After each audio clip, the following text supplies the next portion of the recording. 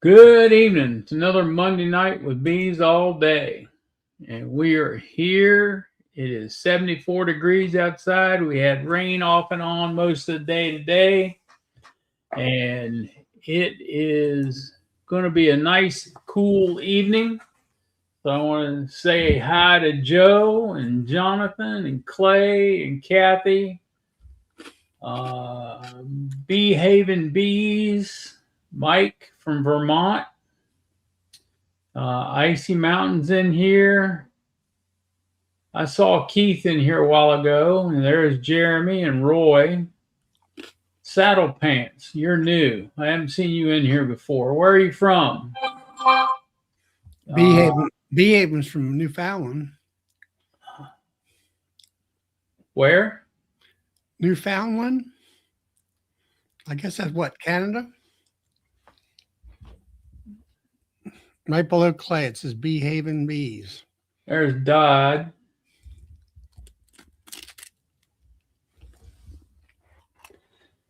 Yeah, Newfoundland. Let's see. There's Jeremy Davidson. Hey, Sandy. Good to see you. Haven't seen you for a while. Kathy is in here. There's George. And that's it. And of course, you, Charlie. How can we forget about you tonight? What's that? Did you get any rain up there yet? Nope. Just getting darker and cloudier. We might get most of it. I just watched the news clip. Most of it's going to go south of the city, I think, and over on the eastern shore, which they need it. And maybe some later tonight by 9 o'clock. Yeah, they're calling for rain here later tonight. So there's Eddie. And maybe something tomorrow. Kind of more wide spread, maybe. Yep, there's Kevin. Eric. Good to see y'all in here tonight. Hey, Joe. All right.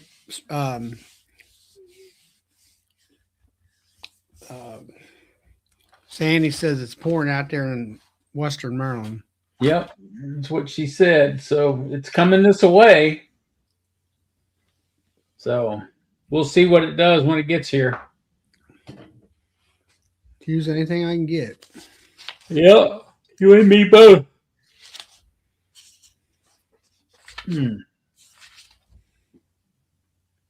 So Clay, did you get any rain down there yet?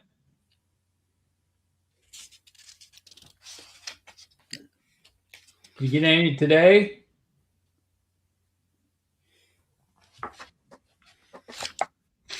Well, I see on the map there, it looks like to me that Harrisonburg and all that got pretty heavy stuff.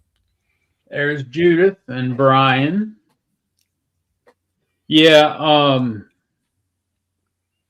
they're supposedly getting some rain now, but it's hard to tell. So there's all kinds of storms around us. And it looks like Clay's getting some rain or had some rain today. So Eddie's getting rain every day.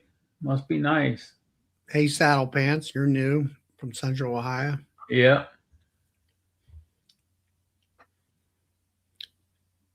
Clay said he didn't get what we had up here. Yeah, we had we got about between a quarter and a half inch today total for the day. So we did all right. We needed it. If the ground's still wet, put it that way. So, and it's not standing water; it's soaked in. So it didn't all come at one time, which would be good for the bees. So that's the important part. It's good for the bees. Hey DC, how are you?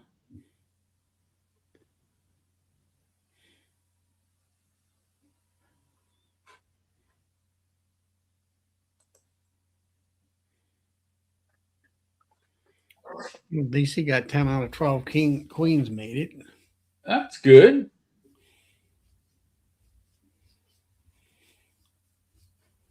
58,000 pounds. Hey, that's pretty good. Where's that at? Oh, That's Saddle Pants out in Central Ohio, just in time for the rain all night. Yeah. well, saddle pans. Did you square bale or round bale, or Yeah. did you do big square bales?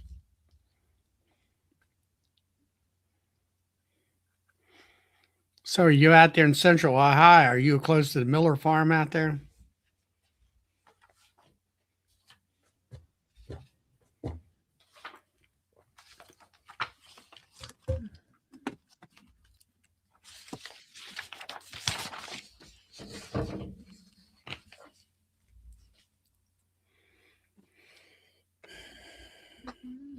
Round.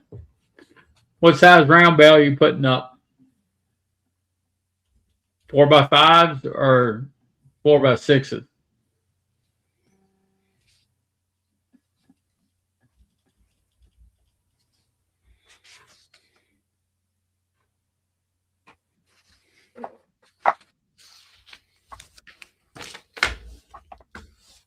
With 2 octagon bales. Tom, I could actually see you doing that too.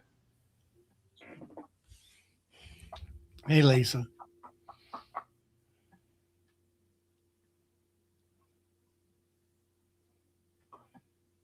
Hey, Grammy.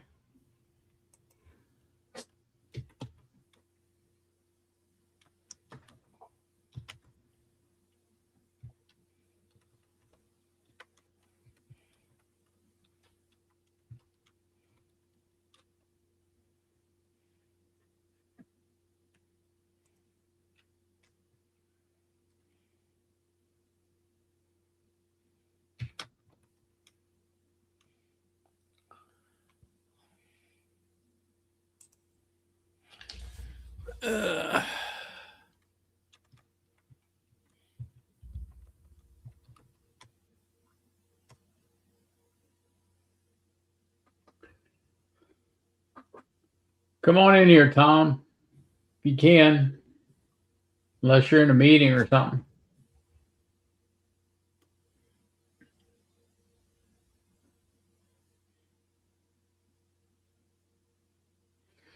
Well, Joe, I told you what experience I had with them, and then I was on Queen Breeders Forum, and they were actually talking about the Golden West as well, and nobody was having any good luck with them. They were all getting superseded. So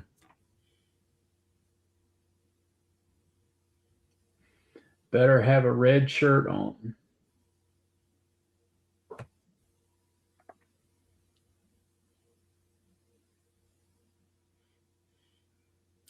All right, so they picked up or they bought 4x6 bales. Ah, And they must have put them on pallets.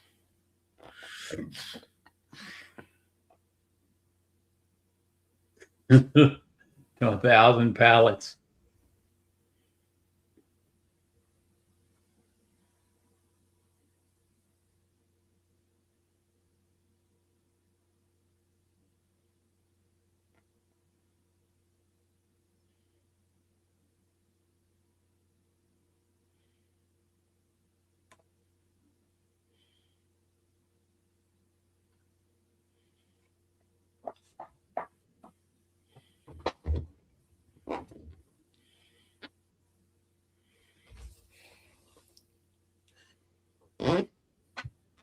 So did they make queens off of her eggs, or what did they do, Joe?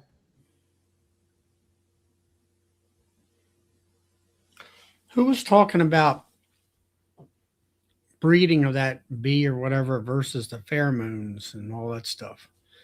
Oh, that was I was talking about it about almost a month ago now.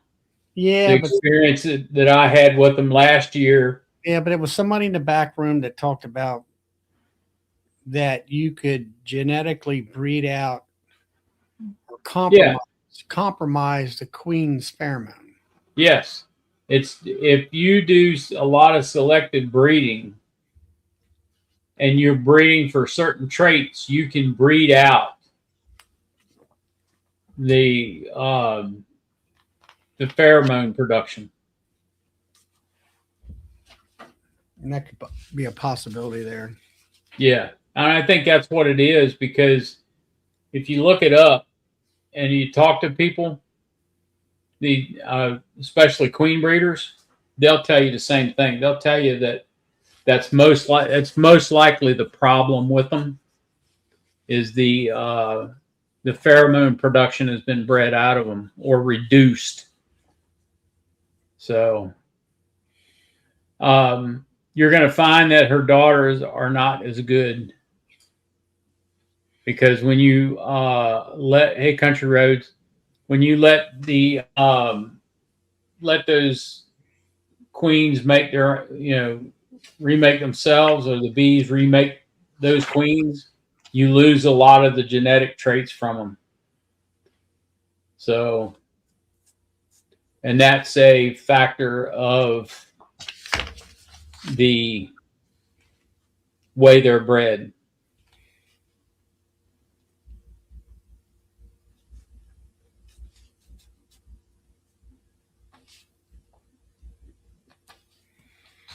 Whereas you can go down the line with a Latshaw, a couple different queen, probably to an F3, and you still got some of the bred in traits there, and you've lost some of it, but not a lot of it.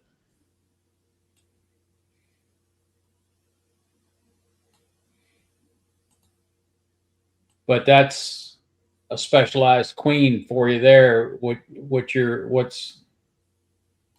you've got.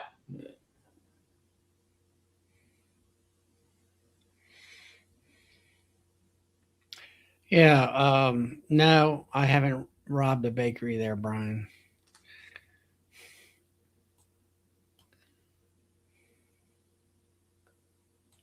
with my new smoker. Mm, But I do like it. I don't you use a do. I don't use a smoker a lot, but it's like if I was doing something where it had some bird comb on the top. Well, I wanted the bees to kind of get down and just pick it up and go bzz, like that for about 5 seconds. It pushes the bees down and out of the way so you can scrape the bird comb off of the top of the frame. And I'm done using a smoker and all. And then a lot of times, if I'm hunting queens, I don't use anything because I don't smoke. Will just you couldn't find a queen if you tried. So, but I like it. It's nice and convenient. I think is the best word to describe it. Yeah, I'm glad you're enjoying it. I'm glad it's working well for you, Charlie. Well, like I say, I just don't use a lot of smoke. I just had gotten out of the habit of using a lot of smoke, and like I say, it's more of a convenience thing for me. Yeah.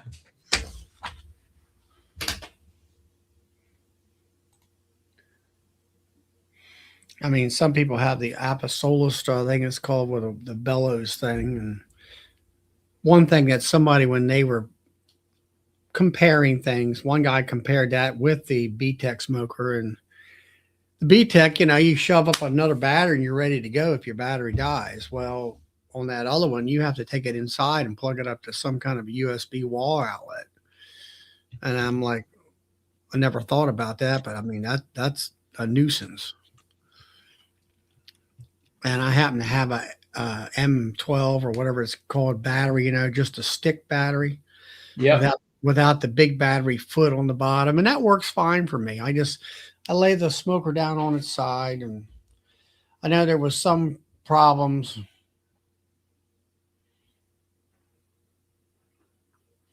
Yeah, Dinah, I was going to call you this afternoon, but then somebody had to come and pick up stuff for the club.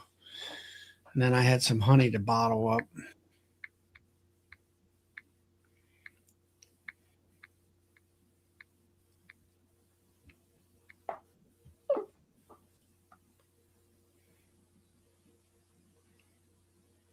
What's Eric selling?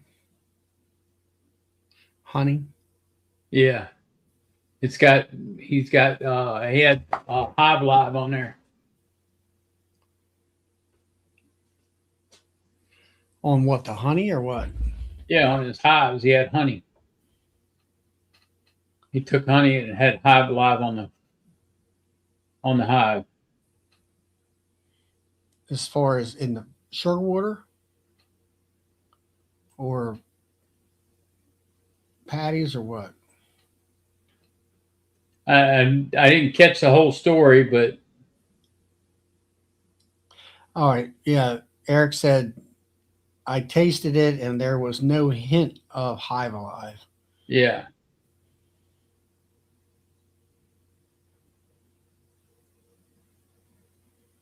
And then Tom's said he can mix Hive Alive in the bucket of honey. I'm like, come on.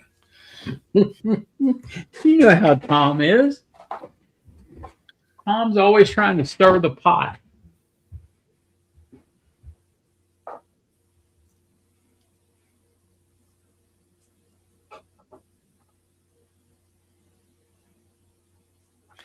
That was not. Michael had four of. It was so hot out there that he had four queens die because he cooked them in that Defender hive. I thought it was supposed to be insulated against the heat.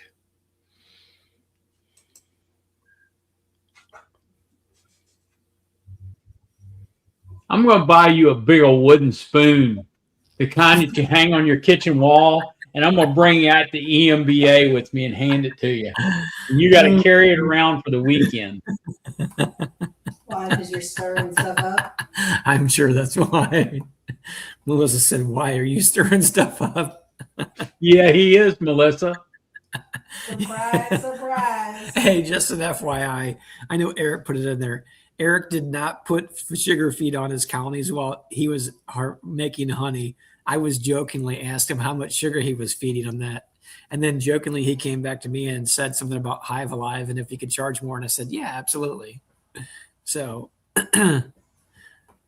listen, Hey, Kevin, put on the red shirt for you, buddy. Yeah. We got that. So my eye, can anybody see it? Yeah, you Is got this a one black eye. A little bit, right? What'd you do, Melissa? Taking him in a frying pan there? I got tired of his No, I think she hit him with her fist. Bam, just like that. Yeah. She wouldn't go grab a frying pan, Charlie. She would just hit me with her fist. There's no doubt That's about what I it. did tell her when you guys were starting out together that she beat on you. Oh yeah, yeah. No. She tried.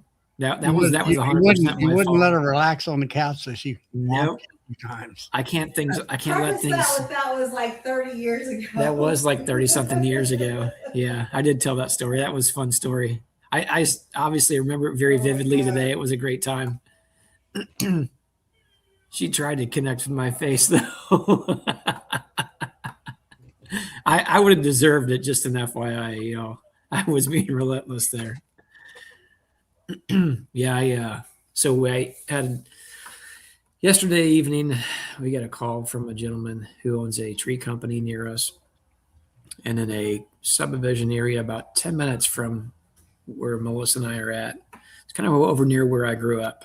Used to be a bunch of farmland, farm fields, and great little spot. Well, they ended up building a very well-to-do golf course in this area. So there's several $1 million houses in this particular area. Beautiful area, though. I kind of liked it when it was farm fields personally, but it's just a different kind of nice. And so at the 125, we used to call it the castle. It's been there for over 125 years, I think, and they use it as some sort of like a separate clubhouse, I guess, basically, for event space now. And so there was a tree that fell. You have to wind up a pretty good hillside to get to it. big, large red oak had uprooted because we had some wind the other night before a storm. So we got a call to come in and help them out with some bees that were in the tree. I told them I would, as emergency service work, I told them I would drop what I was doing to go help them out. So anyway, we did, and it worked out really good. Made a good connection with this guy, but we had a good time doing it. The bees were not too wound up. He said he was pretty allergic to them and didn't want to get too close, and he was the company owner. But we got in there, and it was a big tree. It was probably the area I was cutting was probably close to 36 inches, so the base of it was much bigger than that. And so we got him cut out of there, and I said, so that you guys can get working here quickly. Believe it or not, it was a really cool morning here. It was 65 degrees at a high today. It was mostly cloudy and overcast. So the bees weren't too wound up. They had a minute to settle over the last day. We got in there and started to cut them out. And then what I did is I said, hey, to speed this up so you and your guys can get in there and work, I said, what if I just load? I said, I can go back and get my machine, or if you guys have one, we'll use that. We can just load these logs onto the back of my flatbed, or I can go get a equipment trailer and load them on there, and then I can dismantle the tree elsewhere. That way they don't stay stirred up here most of the day long. So anyway, I was able to cut that out of there and use their machine, load it on the flatbed and haul everything out of there so that those guys can get to taking care of their work. So that was a fun morning, nice and cool, wasn't hot, a little bit humid. But it's been a little while since we've done a cutout and set up a tree. So made a good connection. So it was a fun day. But in the meantime, I didn't get stung then at all. And I wasn't even wearing anything. So they were being pretty calm. A couple were bumping me. But when I got back, or getting close to getting back, I had to go pick up a small equipment trailer from a friend of mine who was doing some fabricating on it. So I went up the road, and on the way back, I stopped at a gas station and to fill up. Well, I have the vacuum bucket that's made by All My Bees. It's a really nice bucket. So I usually take the top off, and there's a screen inside there that just pushes in on some felt so that the bees cannot get out. I opened my passenger door to do something. I reach over to whatever. The bucket falls out of the truck upside down, and the little insert lid pops out. And I seen bees escaping it. I reached down really quick because this is at a gas station. There were other people there. I quickly reached down, stuck my hand into the bucket, and pushed up on the thing and flipped it over. When I did that, there was probably 100 bees got out, and they were not happy. They were looking to take it out on anybody that was close by. Luckily, there was nobody else that was right on me because about the way my truck was turned. So and of course they're hitting me, and they got me once here under the eye. They got me over here, got me on the neck, got me under the arm before I was able to push it up in there. And then I walked around to the truck and set it on the back of the truck because I didn't want to have all the bees in my truck, right? Pushed it, no more could get out, set it on the back of the truck, went and finished pumping, and I quickly left. And I'm sure there was still about 10 or 15 bees that weren't happy laying around there. So I pray that nobody else got tagged. Pretty sure the meanest ones went after me. So, that was a fun day. So I didn't get stung while I was doing the removal with the chainsaws and everything else. I got stung doing something stupid. And, anyway, we got the rest of them cut out of the log. If anybody follows our Via Honey Beach Facebook page, you can see some of the tree and process and such. But it was an interesting day nonetheless. So, I got beat up in the eye. That was the short of the story. It looks like to me it's bruised though. Yeah, it does feel like it is a little bit. Normally I don't really swell, but and most of the time I keep on at least a veil or something. You might take stings in the arms or things like that, and I get stung almost every day probably. Particularly when I'm working bees, but yeah, they always go for your face. So you have to bob and weave a little bit, but that one, as soon as they and I knew it was going to happen. I knew I was going to take stings as soon as that bucket fell over in that truck. I couldn't outright just walk away from it. Other people would have gotten tore up. So, yeah, that one kind of, the stinger was in my face for a minute. So it probably really delivered a lot of venom to my, soft tissue here under it. So we had this weekend was the Missouri State Beekeepers Association. I guess you'd call it late spring conference, which was in Arnold, Missouri. Probably about where you guys were at with the facility we were at, probably about a 20-minute drive, kind of a little bit further outside of St. Louis, but still in the mix of it. And so we got to take our bees up to the learning yard and do some presentations. Other people did some presentations, had a great time. Chatted a little bit with Zach Lamas for a little while and had some good conversations with him. And a few other great minds were there at that time. But the whole time that we were up there, I didn't get stung that whole day actually. So that was a bit of a change. They were on it. Believe it or not, I took them and set them up Friday morning so that they could have a full day to acclimate before Saturday. And this is one of my offspring right here. This guy came from his balls. Nah, cause all so anyway, this is Isaac. What did you say? So we set him up so they could have a full day to acclimate. I was very surprised to see that the bees actually came onto a really good nectar source that day. They were extremely gentle that day, which I was thankful for, because when you move them a little bit, they tend to be a little bit upset and a little bit fussy for a while.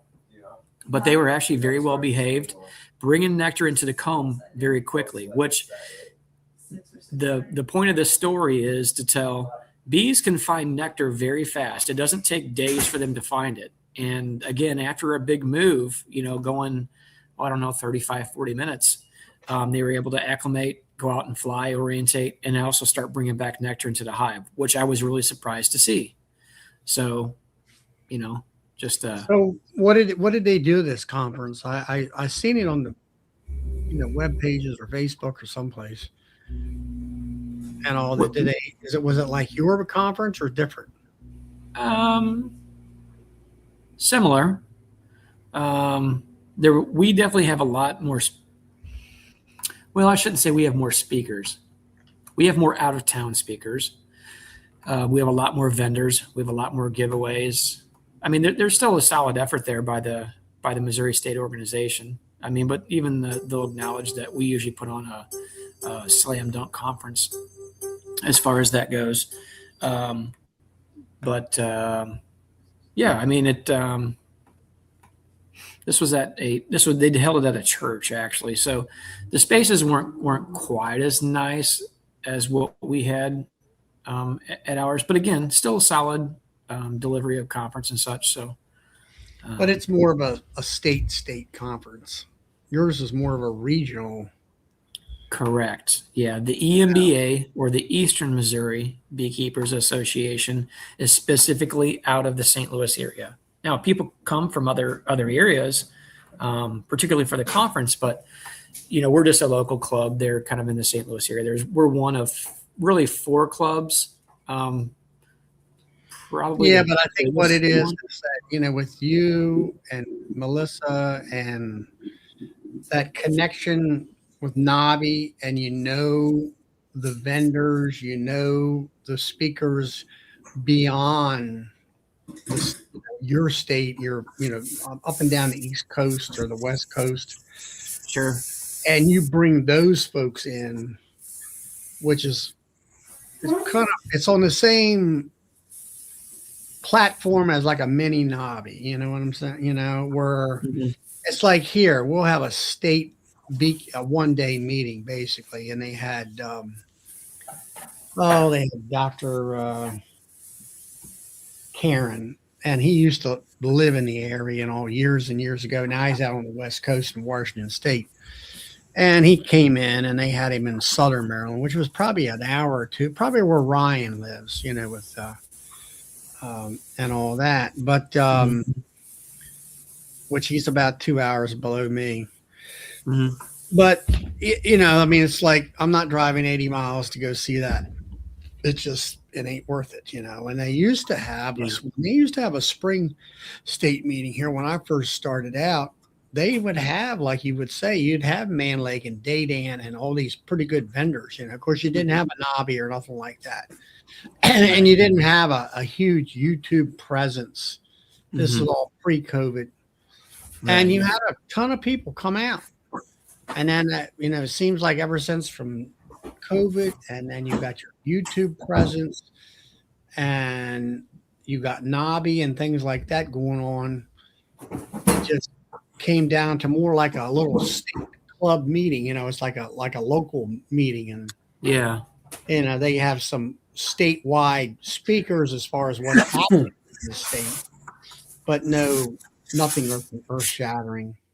Of course, but like I say, back then you didn't have YouTube, so here comes Dr. Connery. Well, that was the only time you would get to see him was at a show like that.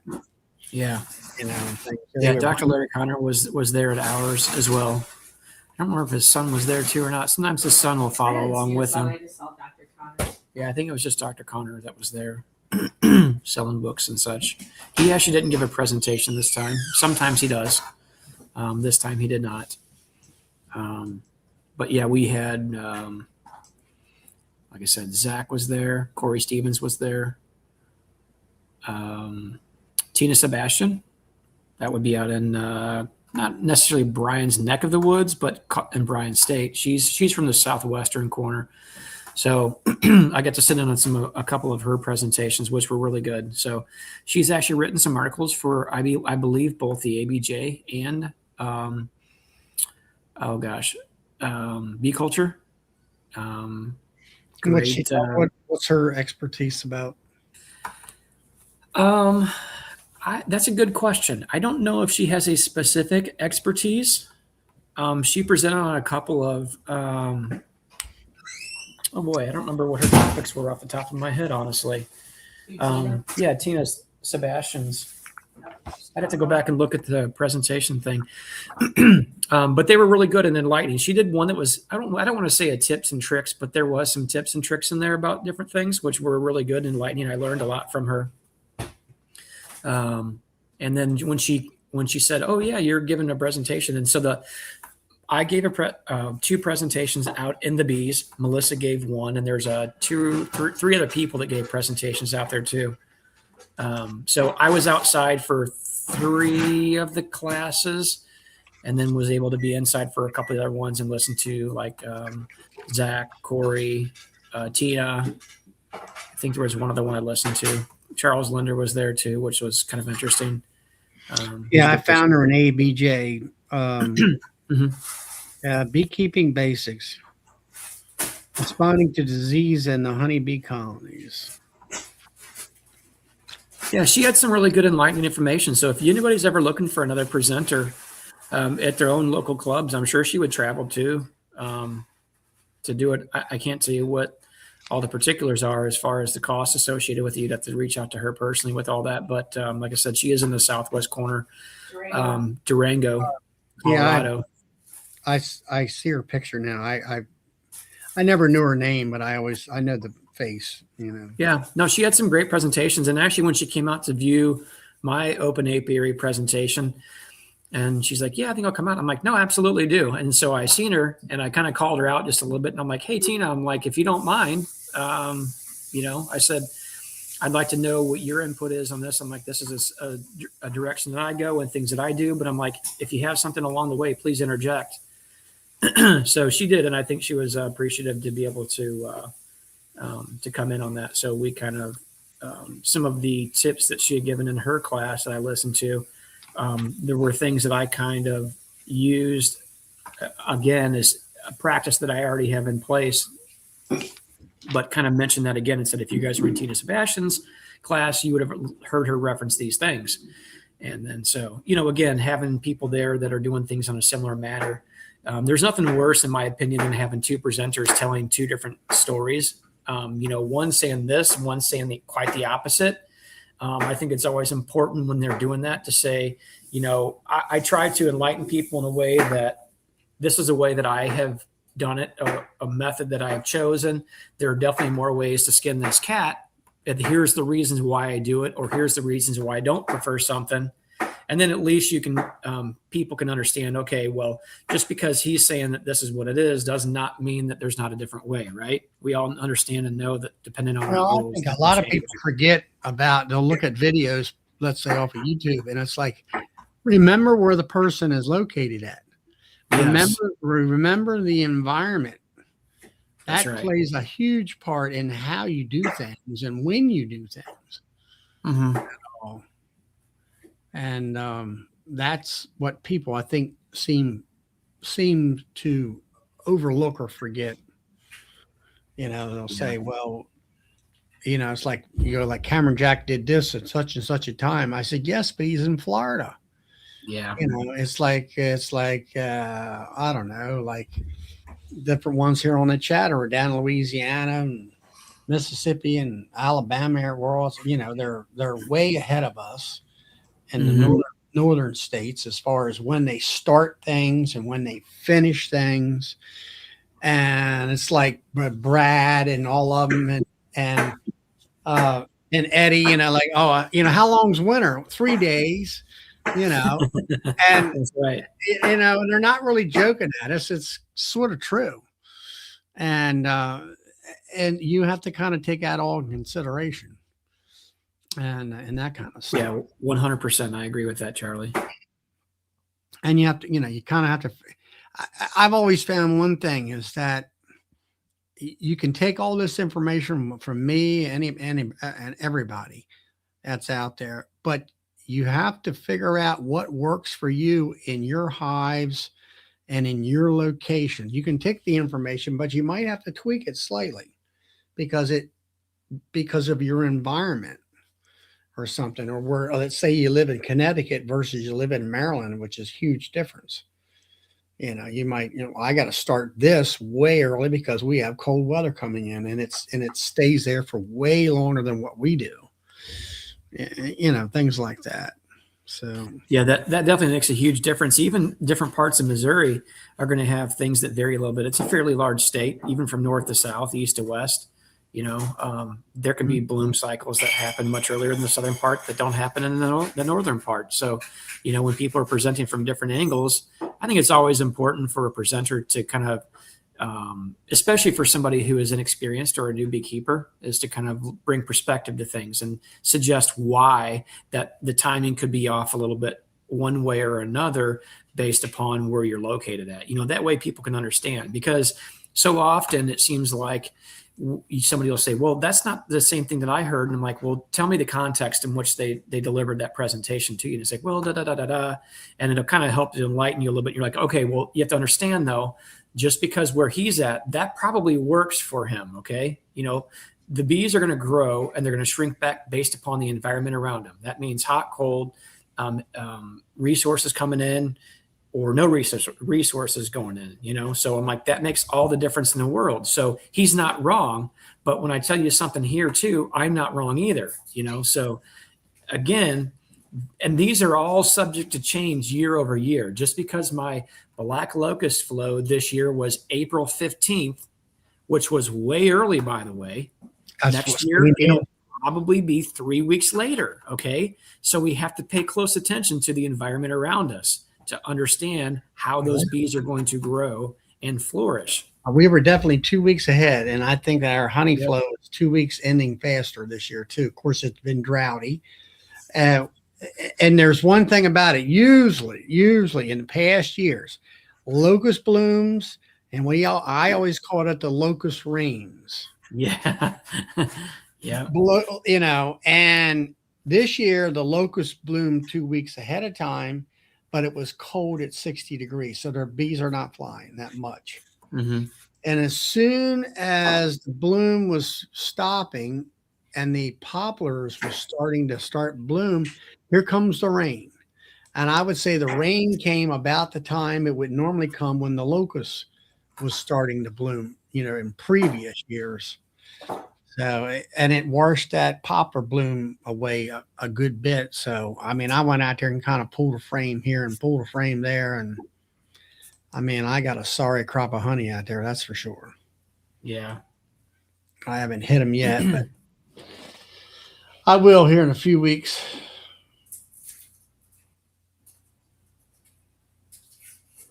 And Country Rose, which he's out in West Virginia, both he's that's Jacob. He's out there, and it frosted out there. It killed both the blooms. Is there anybody in the chat or any of you all trying to or currently producing any cut comb at the moment? Do you have anything on your hives to allow you to do that? Yeah, I've got those cut comb frames I got from Michael. I've got 10 of them, I think. So, Here, I can show you guys a picture of what I pretty much. You're kind of done with the honey, aren't you, Bill? no, we're going to pull honey the Friday before the 4th of July. As far as making like cut comb, I mean, that's all over with, isn't it? No, it's still in the hive. Here's one of Michael Mahar's cut comb frames. So this picture, it's difficult you can kind of see the dividers. Look, if you space it out, there's 4 pieces of comb, there's 3 dividers in the center. They're kind of skewed a little bit. Let me see if I can you can see the indentations in the comb. Yeah. Not what I'm trying to do there. Here's one. That's what's in my house. They're still working on. Yeah. So the trick that I did on these was I went into a super.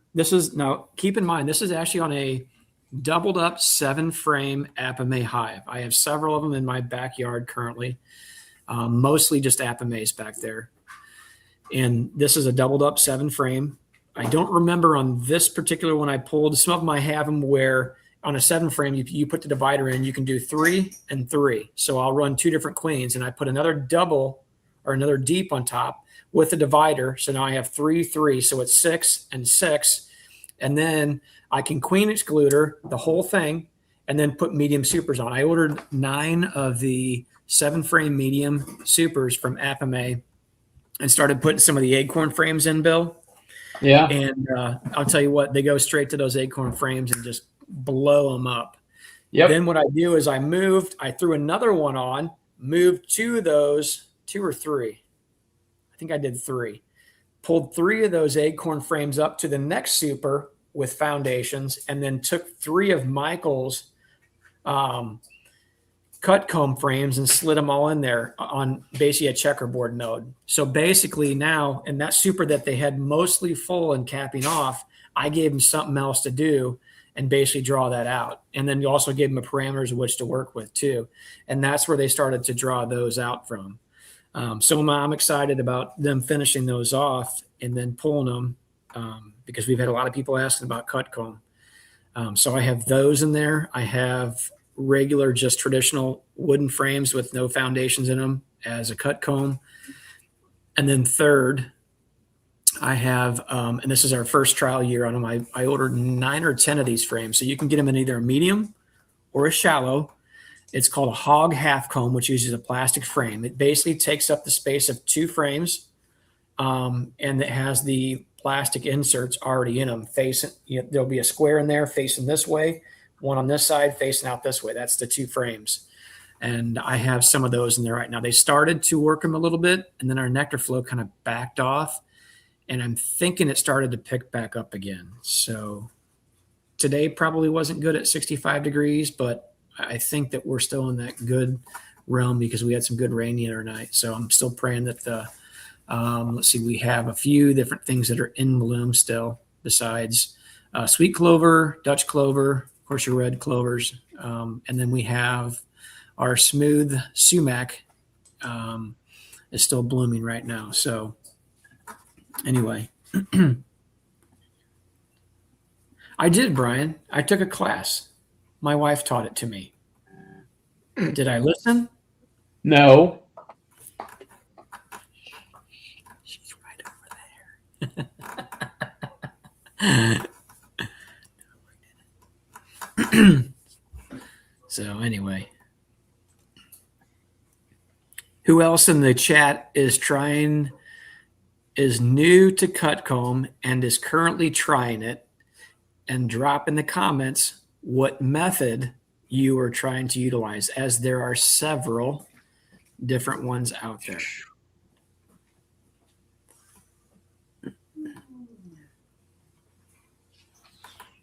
I'm going to just stick with Michael's frames because they're a hell of a lot easier and less mess to deal with. Yeah, You know? I mean, that's pretty simple. Unfortunately, Bill, and I've mentioned this earlier, or not tonight, but previously, I did not get to harvest Michael's because when I slid his in within, I think, less than 7 days, I pulled them out and looked at them. They were drawing them out beautifully, filling them, beautiful white comb inside there. Didn't do anything to them, but just threw them in a box.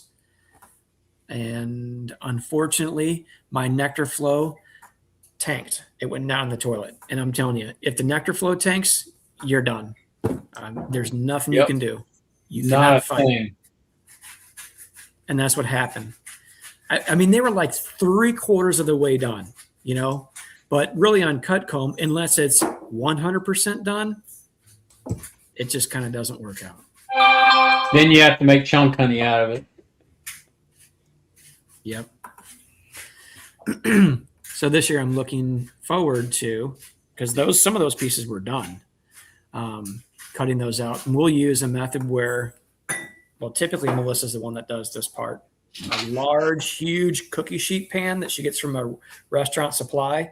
She puts a baker's rack in there. It has a tight grid on it. And then she'll use a very, very sharp, thin knife. And if I'm not mistaken, I think she uses a fishing knife, something that has a very, very thin, malleable blade on it, but it's very sharp. And she'll keep some hot water right there next to it to keep any excess honey off of it, and then cut it out with a very, very sharp knife, and then let it drip the outside cells, let it drip for a number of minutes, and then kind of go from there. But we also have I think it's now sold by Man Lake or Data. What's the Pierce? The Pierce 4x4 cutter and 2x4 cutter. Oh yeah.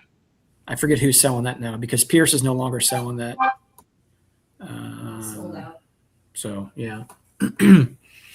Yeah, Kevin, that was a great idea. That somebody absolutely could do that.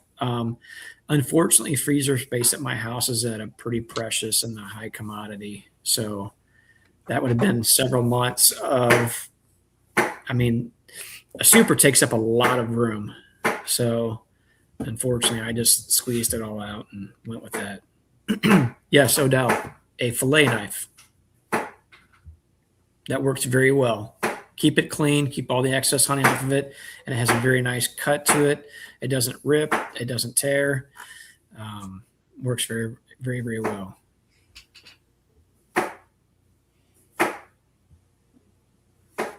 So Saddle Pants is asking, quick answer, please. What size hole saw for standard honey gate?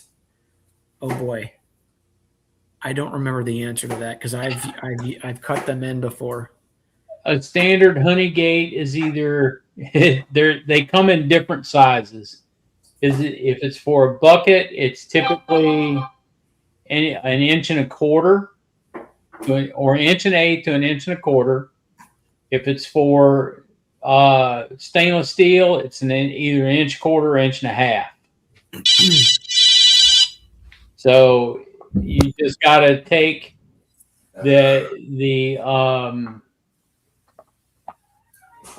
valve to a hardware store or something like that with you and figure out what size hole saw you need. That's the simplest answer I can give you.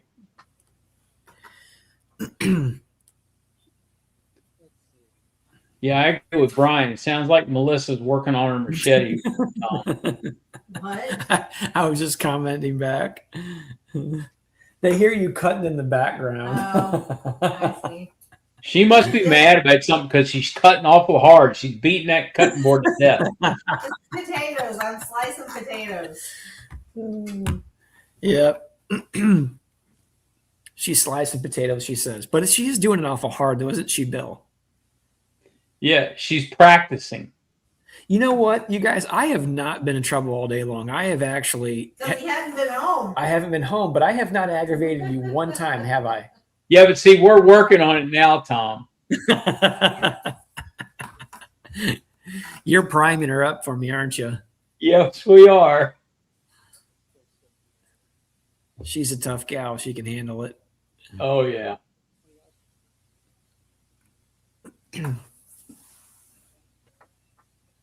Oh. Oh.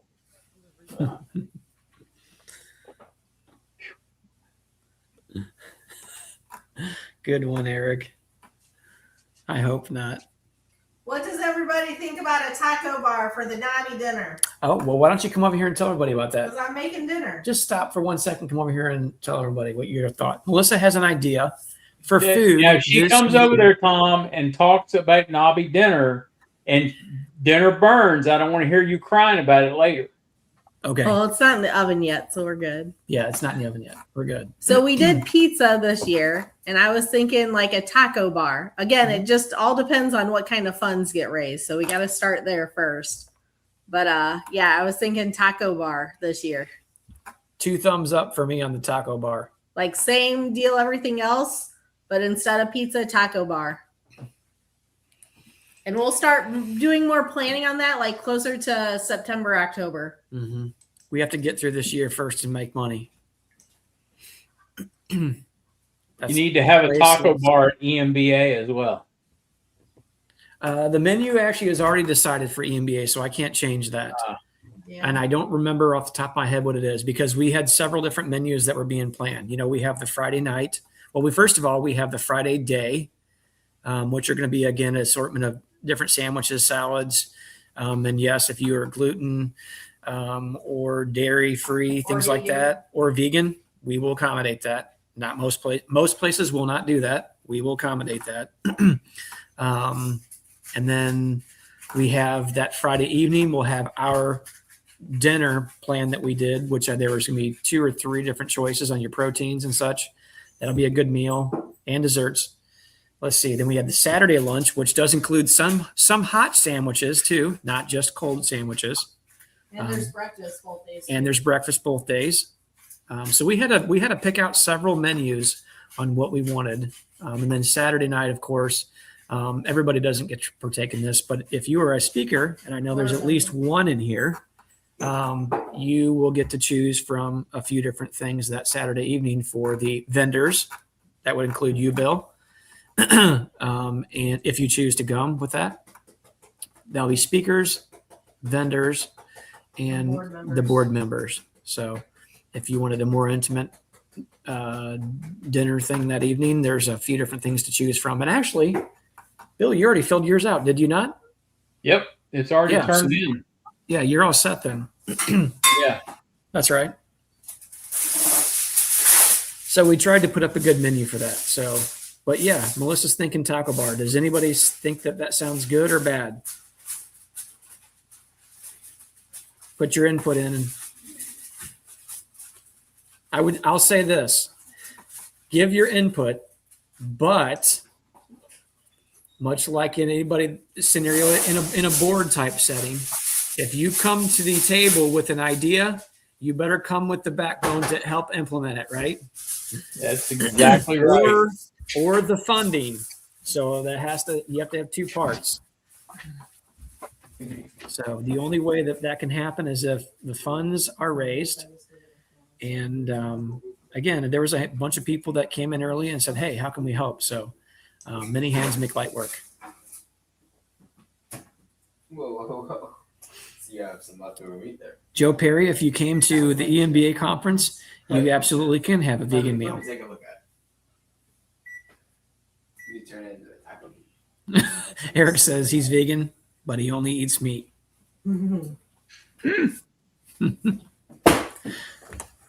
Potato chips are vegan.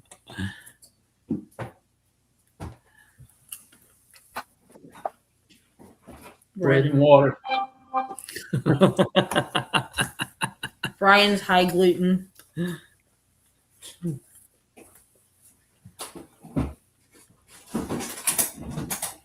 Kevin wants some extra bags of trail mix. Kevin, if we have the funds, it can absolutely be there. I mean, did you all see? I'm sure I've showed it before in the past. I don't know if everyone was on. The back of Melissa's Explorer was full from side to side, from the bottom of the floor to the top of the ceiling. I mean, that car was hauling what a 3/4 ton truck should be hauling. That's how heavy it was. Popcorn bar for Charlie. Done. Actually, so if anybody shops at Sam's Club, I don't know if they have them at every location, but these are good. It's got the caramel and the cheese mix. That's what I was snacking on. We can bring that, Bri. Yeah. And the same thing will apply too for like we did last year. If you guys have an idea of a dessert or something that you want to bring, bring it. Let Melissa know what you want or what you're going to do, so we can just kind of have some sort of plan in place. I know we had Clancy's brought some awesome pretzels last Oh year. yeah, that's right. Those pretzels were amazing. John Mitchell bought some those cookies cupcakes from a local baker there. Yeah, those are really good too. I will absolutely eat up if somebody brings pretzels and cheese. I will be on it, or cupcakes, or bakery desserts. But I'll get fat and sassy before the weekend's up, Bill.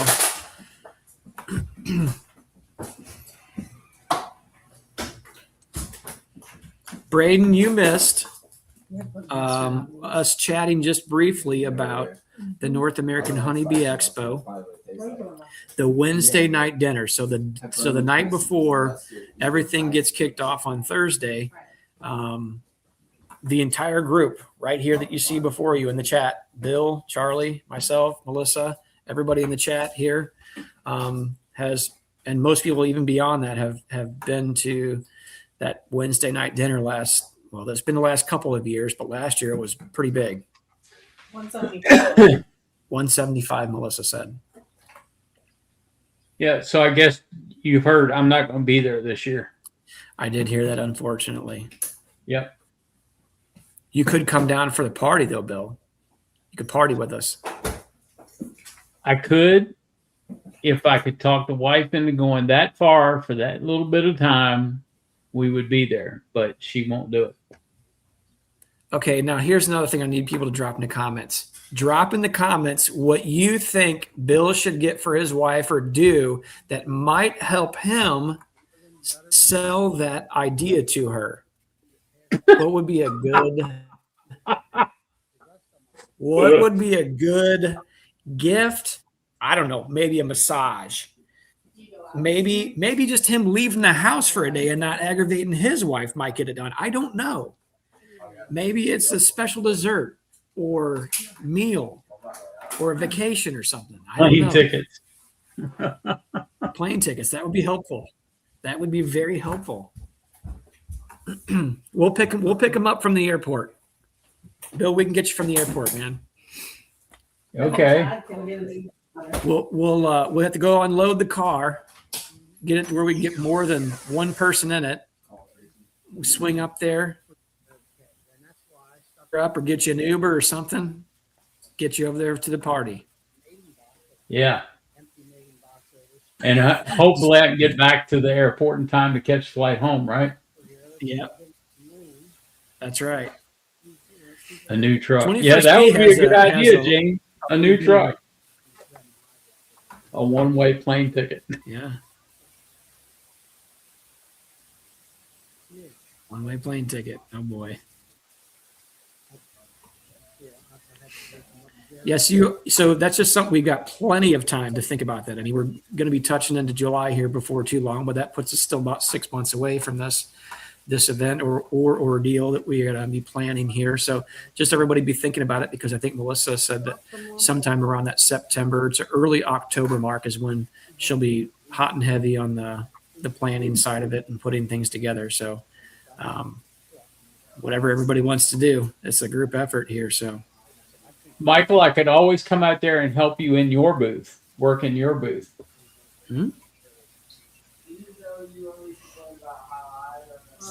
and that way I get in free.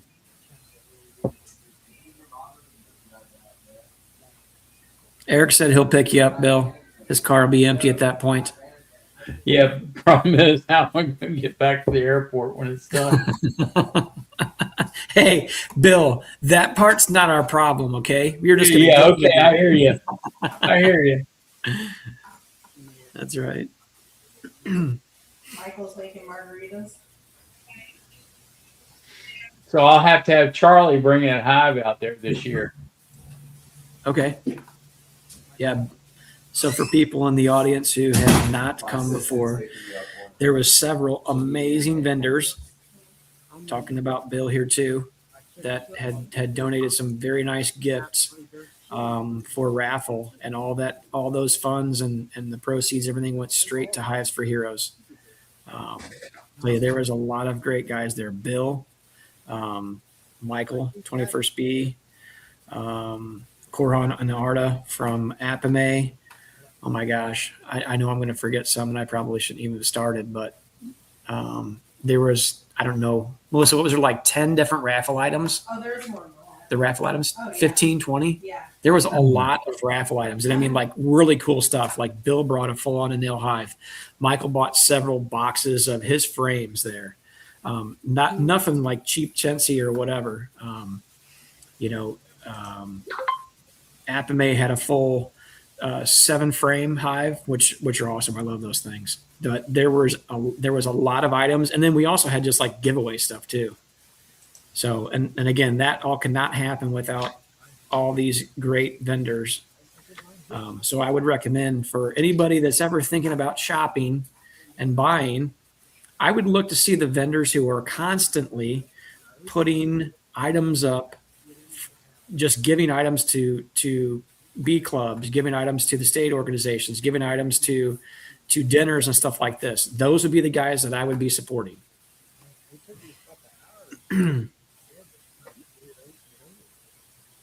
Yeah. So Just in the raffle donations alone, we had $2,300. Come over here and say that so they can hear you.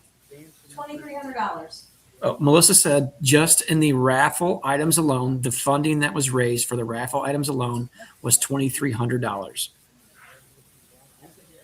at the dinner. So, I mean, that's pretty good. yeah. So I would imagine we would try to hit up some vendors again and say, hey, you guys want an opportunity? Great. I'm sure there's a million guys. Bill has already said he'd like to do something, put stuff in it. And again, I think the consensus will be that we'll just take all that money and donate it straight to Hives for Heroes again.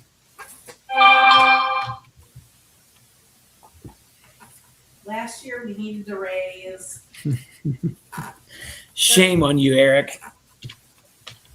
Last year, to have the dinner, we had to raise $3,800 to include rental for the venue space. Okay, so Melissa said last year for all the food that she purchased, the pizza and the venue space, I think, which cost $800, if I'm not mistaken. We had to raise $3,800 to make all that food, and all that happen. There was the additional funds that were raised on top of that through all the donated items from Bill, Michael at 21st, and all the other guys, Arda and all those guys that raised, and that check went straight to them, to Hives for Heroes. So if you're there and you're donating, and I'm certain we'll do it again there will be a check give off, and typically this all is handled by, most people know Philip, RTX Honeybees, and the crowd here. He's the one that really kind of started pretty much all that, as far as his little donation thing that he started. So there'll be plenty of opportunities in here to be giving around that Christmas holiday for some of our brave first responders, ladies and gentlemen, in the military, past and present. So, good way to support them. You're coming to Georgia, right? Yes, I am. I can give you my stuff at Georgia. Okay, sure. Yeah, absolutely. yeah, we're driving, so we're not flying. So certainly.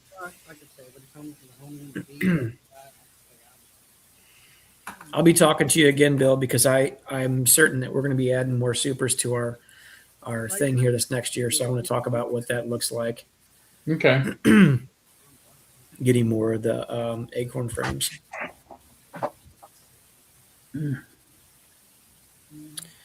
Yeah, I don't know. Country Roads. He said I was surprised to see the expo didn't offer a military or veteran discount. Nope, they don't. They don't give anybody any discounts at all. Yeah, I guess thinking out loud, the only discount you get would be the early bird special, which I believe is that over, Bill? Yeah, it's done. Bird? Okay.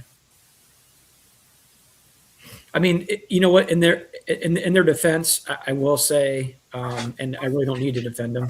That's a lot of conference for the price that you get too. We understand what it takes to put these things on and the amount of money that it takes to have this happen.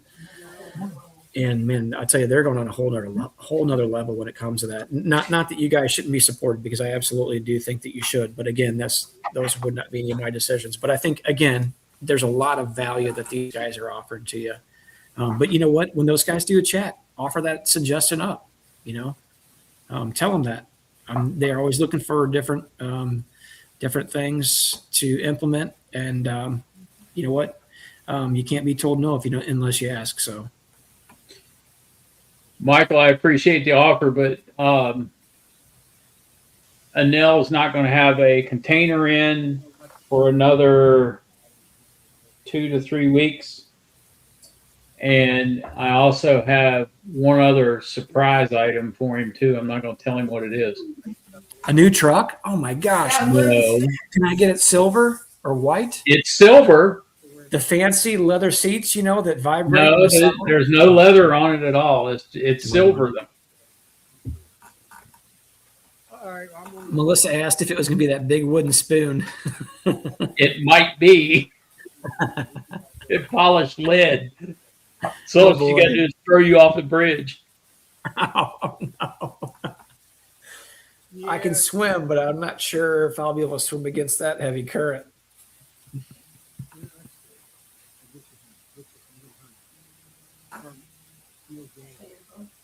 Yeah.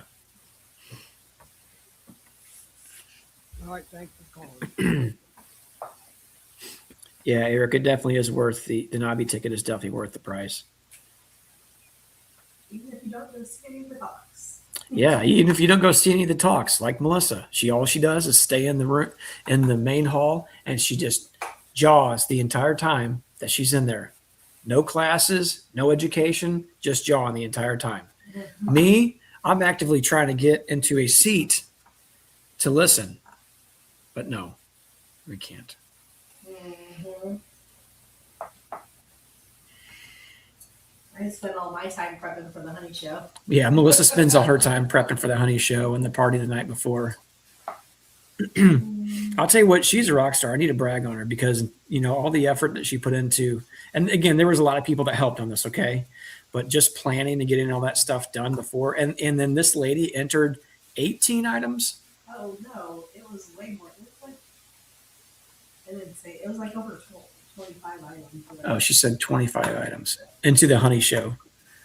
See the pictures and stuff and the baking. Oh, the pictures. That's right. She had the pictures as well. Lightning's getting ready to strike.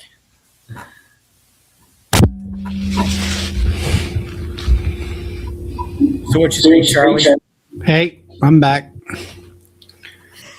So what about the dinner? I don't think you were involved in the part of the conversation we were talking about. Melissa suggested. Go ahead on it. Melissa suggested a taco bar for this year instead of pizza. What are your thoughts on that? I'm not a taco person per se. Well, I mean, are we talking about those hard things or the ones that are like wraps? No.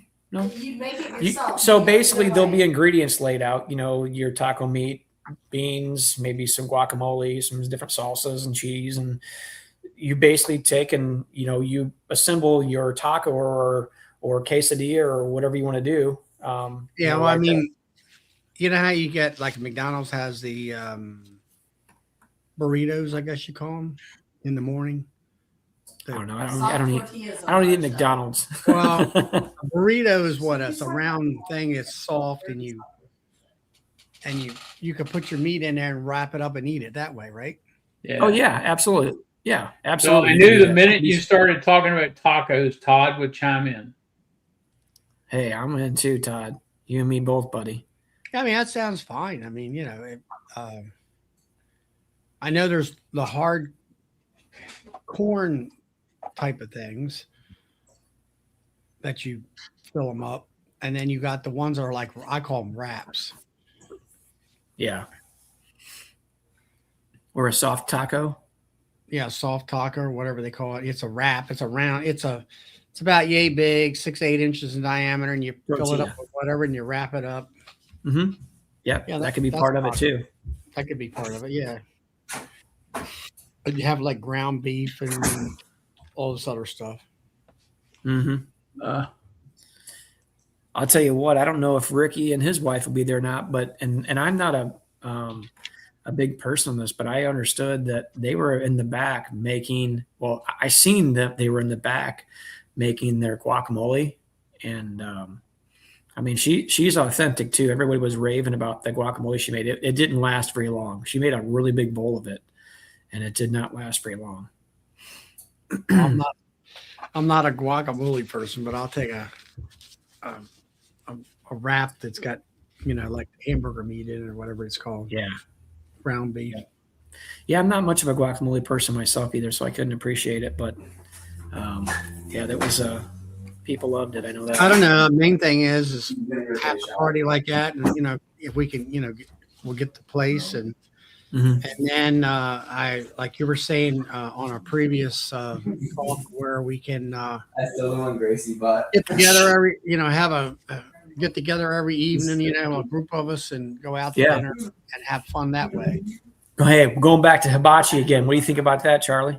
Yeah, that'd be cool. Yeah. I mean, that's a place that a lot of people can kind of come, about 25 or 30 of us. Oh, absolutely. And you know what? There's no reason why we can't get multiple of those things too, If we were going to have something like that put together, we would need to let them know probably at least a day, if not two, ahead of time.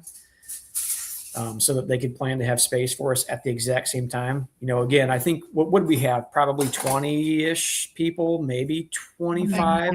About 25, maybe. Yeah, that was around two of the grills. So basically a big circle, and they got the two hibachi grills kind of back to back there. But, we can get multiple of those if people had interest. Yeah. What, Todd, you're flying in when? Is it Wednesday at 5:30? Yeah, I'm guessing so. He says I don't fly until 5:30. I'm assuming that means Wednesday. And hopefully you're staying and flying out Sunday, not Saturday. Yeah. Kevin, I might need space in that car if I get mouthy that evening. So just keep me a seat open, buddy.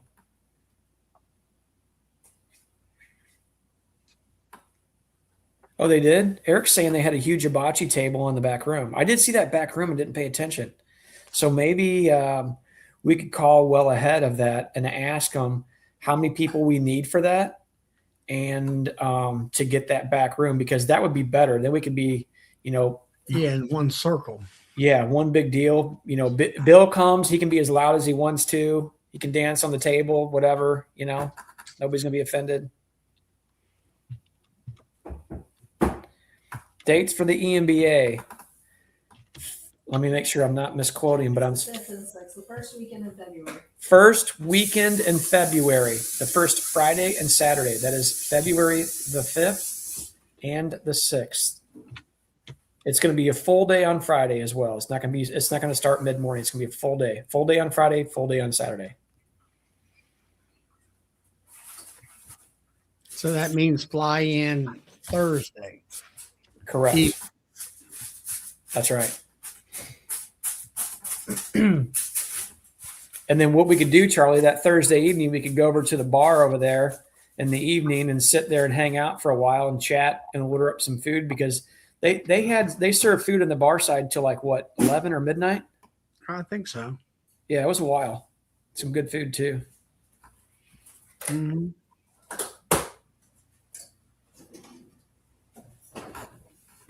Sorry, Michael, it's back to back, buddy. Midwest one weekend, or the next weekend. Just don't go home. Just stay. Drive down to St. Louis and stay here for the weekend. Yeah, just staying here the week and you can work out of the hotel. You can stay at our house. He can't stay at my house. You can stay at my parents' house.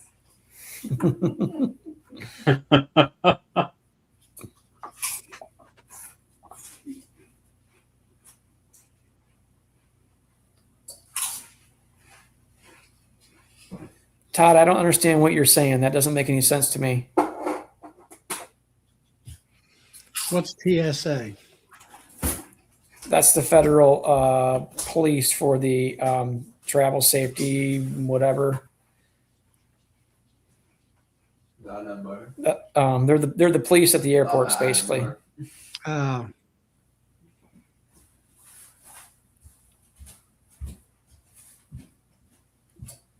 You'll be fine. And the problem is his passport to get out of California. When he comes out once, it's only good for once a year, once maybe twice a year. So when he goes back, they won't let him come out again so soon. Hey, if you need a passport to get it out of California, maybe you should just leave California entirely. Exactly. Hey, Eric, what list do you suspect that he might be on?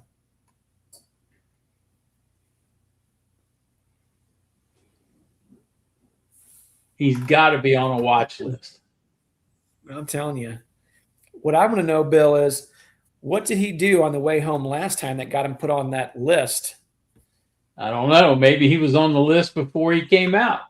I don't know either. Let's start some rumors in the chat. You guys want to? They're already started. I think he's smuggling honey in and out. Oh, boy. I mean, Todd did it to himself, Bill, right? Yeah, he did. Yeah. Todd's got nobody to blame but himself.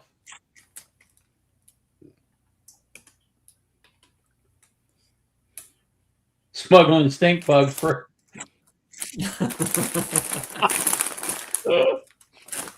Yeah. Hey, I know JW is not in the chat right now, but we'll have him there too.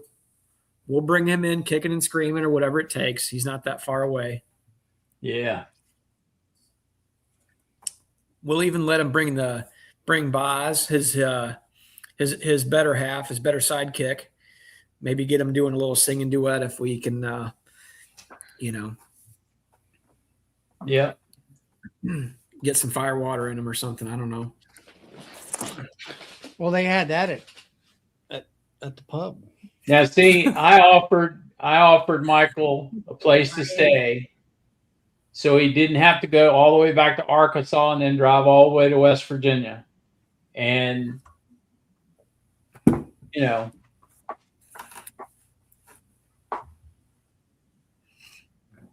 Oh, I think Jack and Danae hit that one on the head. This might have been what happened right here. Pull up Jack and Danae's comment. No. No. Go up. There you go. Todd, you can't be doing that, man. I like Brian's underneath it better. I think so too. It's more like a baggie of weight stuff. Uh-oh. Yeah, that's going to bring some attention very quickly. Oh, yeah. That will definitely get your attention. Yeah. Maybe as a joke, we could just take a little baggie of Super DFM as he's leaving and pat him on the back and drop it in his pocket and be like, "Hey, Todd, have a good night." Eric. Yeah, an open bag of it. Eric, that would definitely get him banned from California. Oh, yeah, they wouldn't let him back in the state. No. Yep, they would definitely remove his passport status to California for sure. That's hilarious.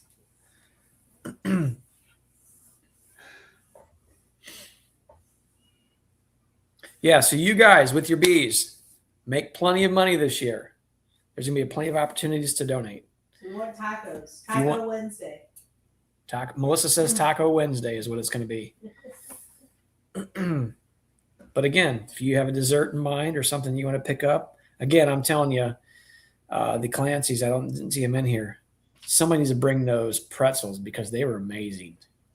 Well, I think the biggest thing is we need to get donations in for the rental property to begin with. Yep.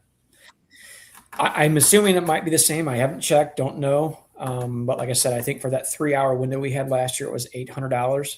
I'm assuming it probably has not gone down. So.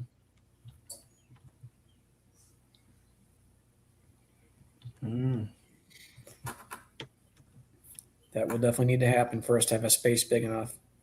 Because that little pizza restaurant wasn't going to cut it, was it, Charlie? Now the what was that? A kind of a wedding venue, I guess, or just a party venue. It was a very nice. And I was surprised. I was concerned about the parking, but the parking seemed to work out quite well. Yeah. Kevin's bringing your pretzels.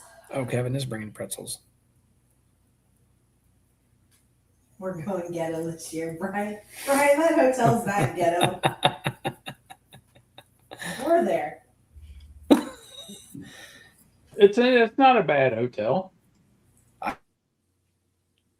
It's low key. The last 2 years, he's stayed at nicer hotels because Jen's gone with him, so they can have more amenities. Okay, look here. Let's start another rumor right now, Bill. Can we do that? Huh? Can we start another rumor right now? Sure. Yeah. Brian Zavada staying in these big luxurious hotels when he goes to Nobby because he makes, all this money with his creamed honey and all his flavors. Yeah, he's the king of the farmer's market. I know. He's like letting all this success show. What hotels are they complaining about? Oh no, he was just being a little facetious. That's all.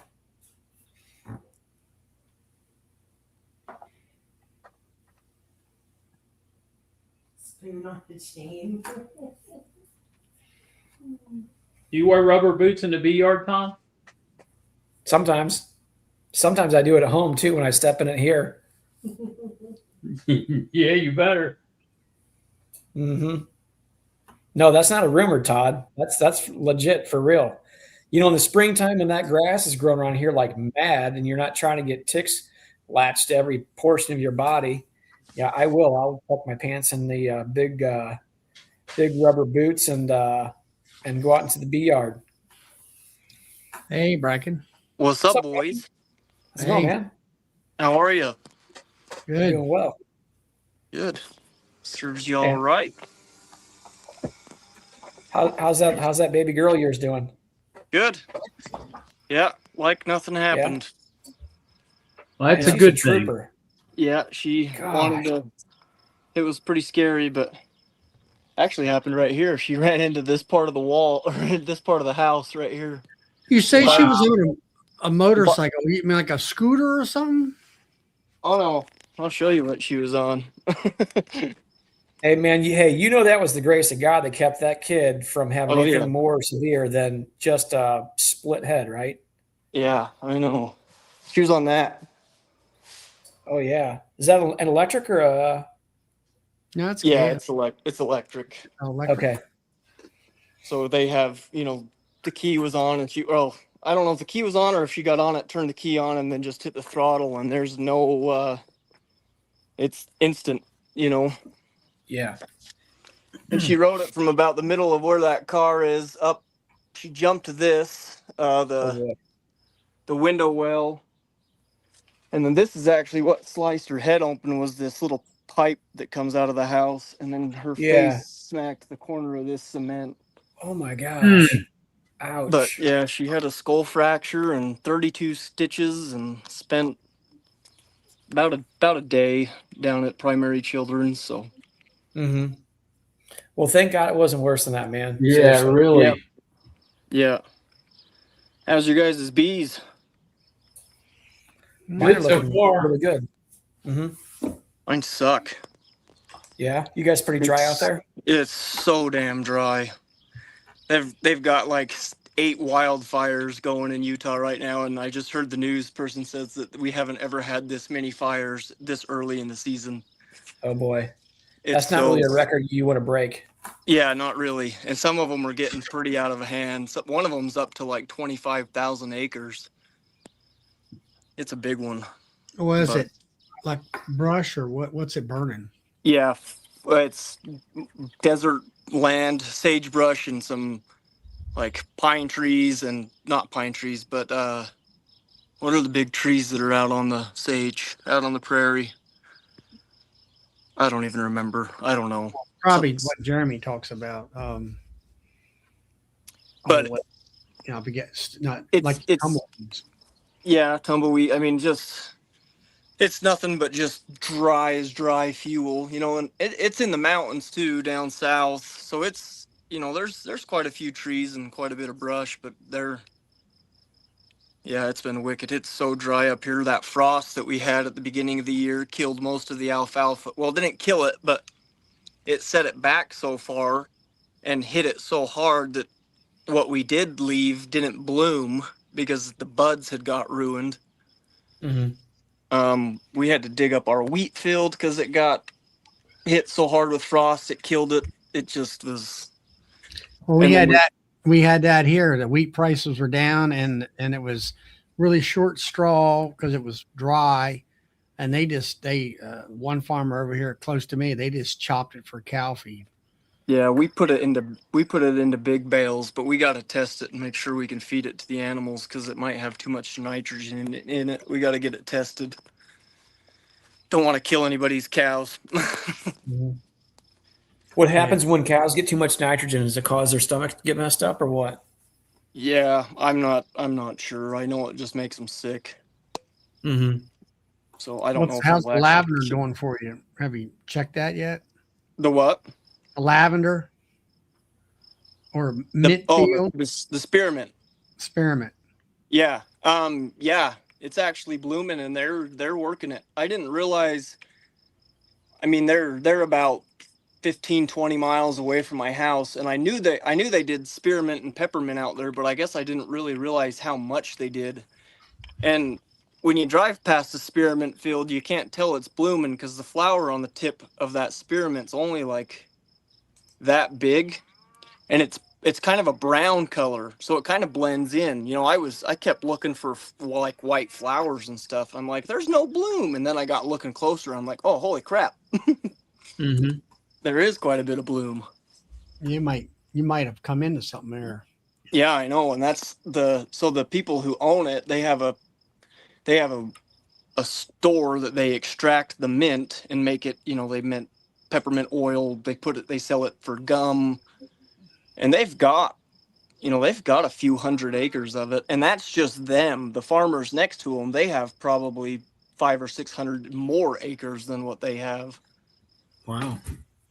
So is that a natural producing flower, Bracken? I don't know. According to ChatGPT, it is. Hey, you know what I'd be doing? I'd be making some really good friends out there is what I would be doing. Some what? If I were you, I'd be trying to make some really good friends on 500 acres. I mean, if it's only 15 or 20 miles, would that be worth you loading up a couple of trailer loads of bees and hauling them and dropping them for a week, 2, whatever it takes? He's frozen. I think we lost him. There he is. There he is. There I am. And you figure if you've got some peppermint honey, you can sell it in their store. They would like to do that, Yeah.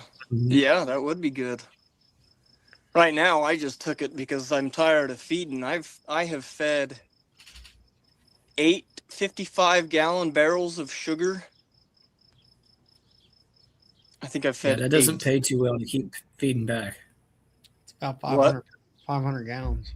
But that doesn't pay too well to keep feeding bees. No, it doesn't. But yeah, what do you? Yeah, no, you got to keep them alive, right? Yeah, and pollen patties, they're blowing through the pollen. There's no pollen. Yeah, I don't know if you guys can. I know it's hard telling in pictures, but man, it is just desert out here. It is so dry. What do you do? Irrigate your lawn? Yeah, I steal all the water in the valley and make sure it goes on my lawn. Good man, Bracken. Good man. We might be in a drought, but I ain't gonna have a dead lawn. See, look, this guy, you guys, listen to this. You guys get this? We got to have beautiful turf grass lawns that don't have any weeds in them that are green. Yeah, see, you can. Well, what'd you do? What'd you do? What'd you do, Bracken? Go over there at that there river and get yourself some water in the middle of the night? We don't talk about what I do for water, okay? He will be hated by many. Get yourself look at this ground. I don't know if you can tell, but it is just cement. Looks crusty. I can't. That's as deep as I can dig. Not even a quarter of an inch, and it's just so damn dry. You got to But like the ground here, it's hard. You got to do some kind of a cover crop there to protect the soil. Yeah, if it would grow, you got to have water to get a cover crop to grow. Yeah. Unless you know a crop that'll grow in cement, I guess I could plant puncture weeds. Oh, they put, what is it, Bill, turnips in there to loosen the ground up?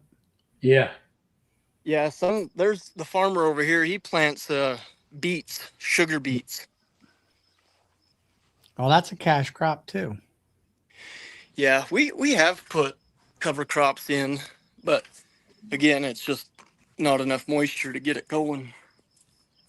Mm-hmm. You end up spending more time in seed, and then it doesn't germinate or doesn't come out, and it's just. Let's see. Country Road says brassicas. I've heard of that. Brassicas? Yeah, it's a grass or something. Huh. Yeah, I know safflower grows pretty good in really dry soil, but there's no market for it here. If we'd have to haul it quite a ways up into Idaho to sell it, and that wouldn't be worth the return. I don't know. It's farming. What do you do? Hey, Todd said gravel's a good drought resistant and tolerant crop. You can grow gravel. Yeah. See, and I got gravel right there. I'm growing some gravel. Hey, just hit that with a little bit of water and see if the driveway grows. Yeah, and I rake it too. I even pull my little harrow over it so it looks nice and has. I don't know. I'm getting old. Like you, I didn't realize how much I could care about a lawn. I know, right? It's craziness. Yeah, and mowing it. If you had neighborhood kids that are you yell at them, get off your lawn too. You know, that's how. I yell at my own kids to get off the lawn. If Melissa would hear you right now, she'd be like, "Oh my gosh, he does the same thing." Yeah, Nash drove across it the other day on his motorcycle, and I chewed his butt. Don't you drive on my lawn? It's the only spot he couldn't ride and not get dusted out, right? Yeah. Yeah.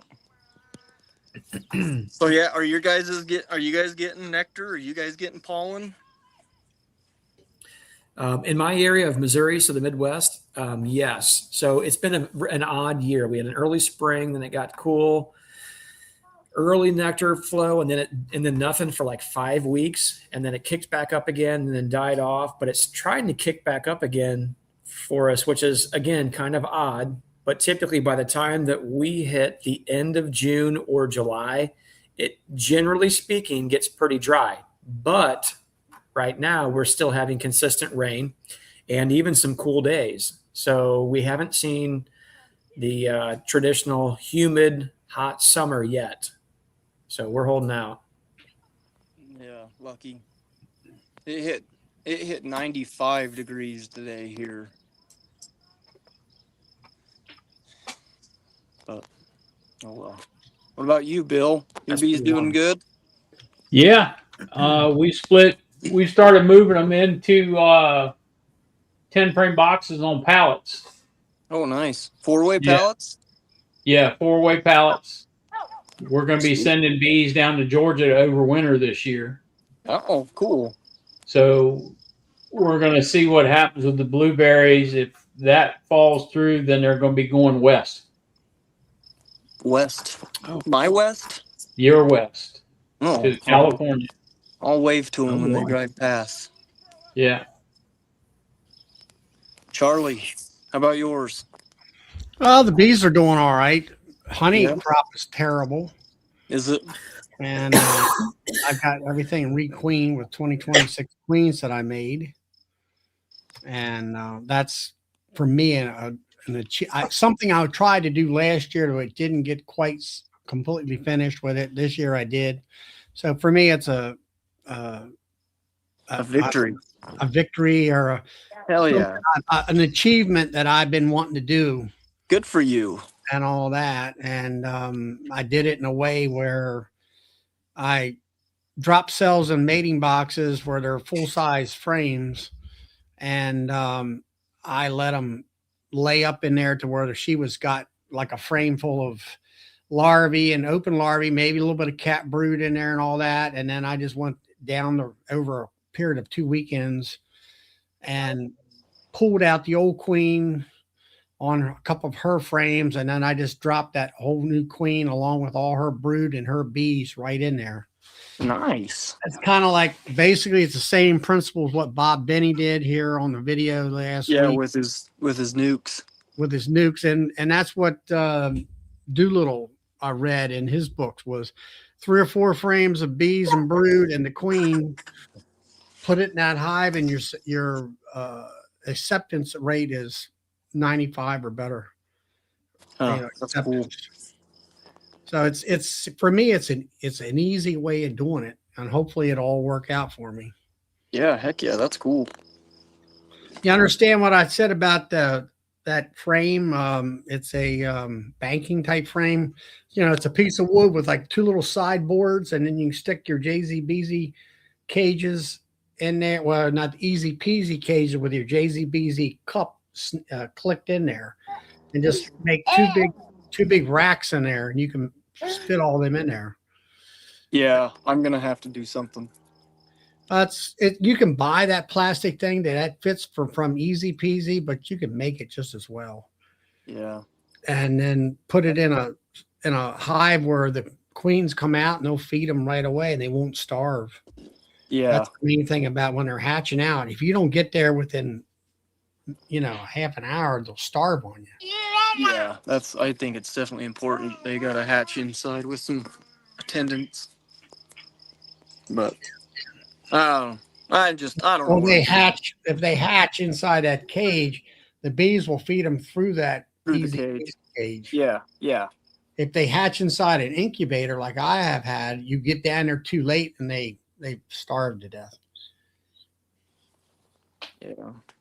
I got them to fit though, thanks to some electrical tape. Yeah. So I don't know. I've tried. That was some of my downfall last year. I tried virgins, trying to install them into full size hives, and that just didn't seem to work very well. I did the virgins last time in the little mating nukes, the little tiny styrofoam mating nukes, and that actually worked out pretty good.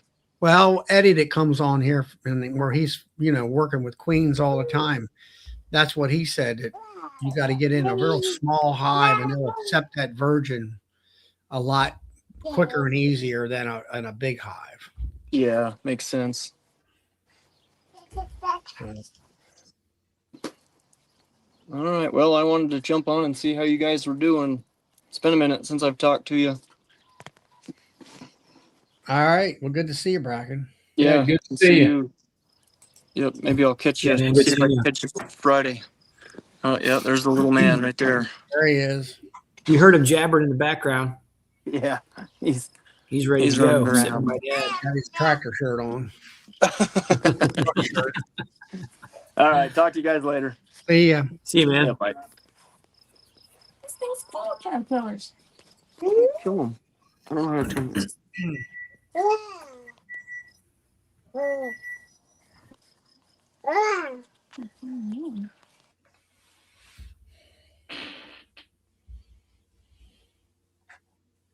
Wow. Well, I'm gonna cut this short tonight. I have to get up early in the morning, and I gotta be in Gainesville, Virginia tomorrow morning at 8 o'clock. So I got to get up early. And y'all can hang out if you want to, but Dinner's Charlie, done. I'm heading up out. to you. Might not be done. I'll be heading out. All right. Yeah. Well, I'm gonna go ahead and end the live stream. Whoever wants to come in the green room, come in the green room, talk. Y'all can chat for a while, but I got to get ready for bed because I got to get up early in the morning. So y'all have a good night. See you Friday night on Charlie's chat. Y'all have a good week. Good night. See you guys. See you, Bill. See you, Charlie.